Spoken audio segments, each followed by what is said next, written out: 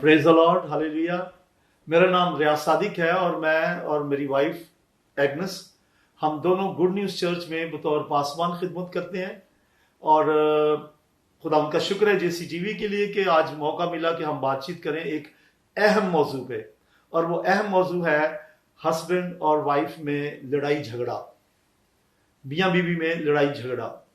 तो इससे पहले कि हम इस पे बातचीत करें, मैं एक बात बताना चाह रहा हूं कि कलीसिया को दुल्हन से और खुदावंद यीशु मसीह को दुल्हा से तशबीह दी गई है।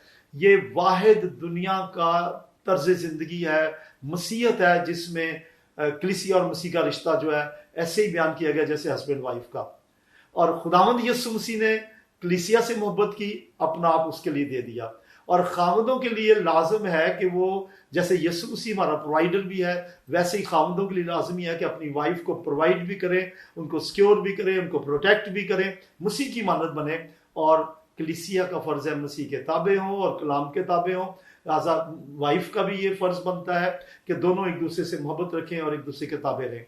और हमारा टॉपिक है आज का कि हस्बैंड वाइफ में लड़ाई झगड़ा क्यों होता है, और फिर हम ये भी गौर करेंगे कि इसका सद्भाव क्या है, इसको रोक कैसे सकते हैं। तो आइए चलते हैं, क्यों हस्बैंड वाइफ में लड़ाई झगड़ा क्यों होता है। तो मैं अपनी वाइफ से, एग्नेस से गुजारिश करूंगा कि वो कुछ कहें इसके बारे में। इसके बारे में यही कहेंगे कि अगर तो हस्बैंड और वाइफ जो है खुदा से कई दफा दूरी भी वो लड़ाई झगड़े का बाइस बनती है। इब्लीस काम करता है, मियाँ बीवी को जुदा करने की कोशिश करता है। जैसे अभी पास्टर साहब ने बताया कि जिस तरीके से कलीसिया दुल्हन है और हमारा मसीह खुदा वो दूल्हा है, और जैसे खुदावन कलीसिया की केयर करता, हिफाजत करता है, इसी तरीके से जैसे कहा गया कि दूल्हे को, हस्बैंड को और बीवी को भी एक दूसरे को केयर करनी है, एक दूसरे के साथ मिलजुल कर रहना है। और वो तभी एक दूसरे को ऑनर करेंगे, इज्जत करेंगे, जब वो कलाम से वाकिफ होंगे। क्योंकि कलाम में लिखा कि खुदा मोहब्बत है, और मोहब्बत हम खुदा के कलाम से ही सीखते हैं। क्योंकि पाकिस्तान या किसी और हिंदुस्तान और पाकिस्तान में मोस्टली इसी तरीके के झगड़े हैं, और उनमें से जो मेजर झगड़ा है वो अक्सर गुर्बत की वजह से आता है। क्योंकि रुपए पैसे की कमी की वजह से भी झगड़े होते हैं। फिर जॉइंट फैमिली में रहने में से भी झगड़े होते हैं कि फैमिली को जब नई दुल्हन आती है तो वो एक दूसरे को समझ नहीं पाते, मौका नहीं दिया जाता कि वो एक दूसरे को अंडरस्टैंड करें, एक दूसरे को फैमिली बैठकर एक दूसरे को असूल सिखाएं, समझाएं कि घर कैसे चलाना, किस तरीके से रहना। जब नई लड़की आती है तो वो इन असूलों से वाकिफ नहीं होती। तो ये हस्बैंड का काम है या सास ससुर का जो साथ रिलेशन है, उन लोगों को समझाने की जरूरत होती है कि घर के असूल ऐसे हैं। तो इस तरीके से जब कलाम को अव्वल दर्जा दिया जाएगा और फिर दोनों मियाँ बीवी मिलकर टाइम स्पेंड करेंगे तो फिर कभी झगड़े नहीं होंगे। लेकिन जो झगड़े पैदा होते हैं वो यही हैं कि एक दूसरे को समझते नहीं है, एक दूसरे को जानते नहीं है, नावाकिफियत की वजह से झगड़े होते हैं। तो उसमें अगर झगड़े को खत्म करना है तो कलाम में लिखा है, मिसाल की किताब उसके 17 चैप्टर में यूं लिखा है कि लड़ाई से पहले झगड़े को खत्म कर दो। तो इससे पहले कि अगर मियाँ बीवी में कोई देखें जहां मिल के रहते हैं वहां ऊंच नीच हो जाती है। चाहे हम राष्ट्रवादी रूहानी तौर पर भी देखें तो कभी ना कभी कुछ ना हो जाता है, शैतान का मौका मिल जाता है कि वो कोई ना कोई ऐसी हरकत कर जाए। लेकिन जब हम कलाम से वाकिफ होंगे, जैसे मिसाल की किताब का मैंने रेफरेंस दिया है कि लड़ाई से पहले झगड़े को छोड़ दो, यानी झगड़ा एक किस्म का तकरार है, बहस है, लेकिन अगर हम उसे खींचते जाएंगे तो वो लड़ाई की सूरत इख्तियार करेगा। तो इस झगड़े को लड़ाई का सबब बनने से पहले ही खत्म कर दें, एक दूसरे को सॉरी कहें, एक दूसरे के साथ मिलकर चलें। हम बात कर रहे थे कि ये झगड़े होते क्यों हैं।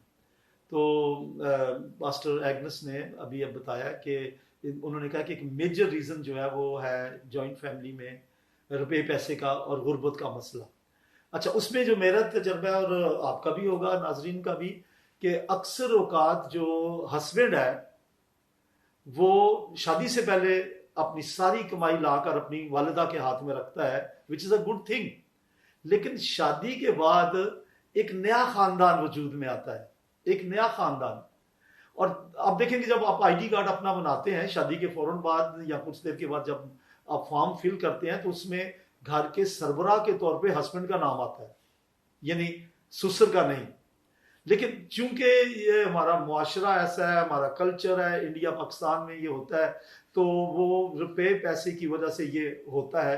लिहाजा जरूरत इस बात की है कि हस्बैंड वाइफ एक दूसरे को समझे, एक दूसरे के साथ टाइम स्पेंड करें, और हर एक को उसकी जो रिलेटेड जगह है, जो रेलेवेंट जगह है, वो दें। क्योंकि अगर वो बीवी को उसका जायज मुकाम नहीं दिया जाता तो झगड़ा होगा।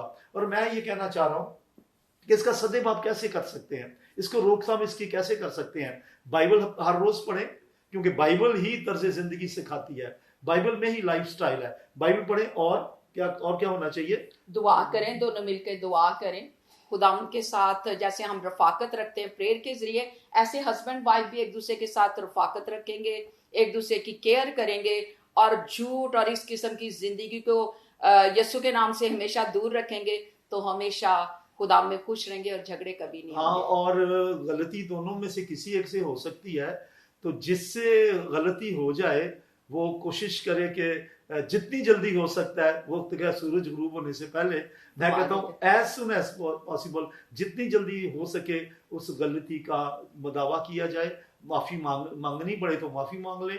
और एक बात, झगड़े को रोकने का तरीका यही है, एक दूसरे को माफ करें, बर्दाश्त करें, और सुलह करने में देर ना करें। बीवी ये इंतजार ना करे कि खामद मनाएगा, और खामद ये इंतजार ना करे कि बीवी मनाएगी। दोनों की कोशिश हो कि पहले मैं मना लूं। मेरे तो ख्याल यही। आप हाँ जी, सॉरी कहें, हाथ करें, केयर करें, और आइंदा के लिए ना करने का प्रॉमिस करें दोनों। आप जो नाजरीन है, मेजोरिटी आप में से जो है वो क्रिश्चियन है, बिलीवर हैं, बाइबल मुकद्दस जरूर पढ़िए, क्योंकि उसमें सारे मसलों का हल है। मिसाल में भी और पलूस के खतूत में भी हस्बैंड वाइफ के तरीके कार, जिंदगी गुजारने के तरीके बयान किए गए हैं। खुदा आपके साथ।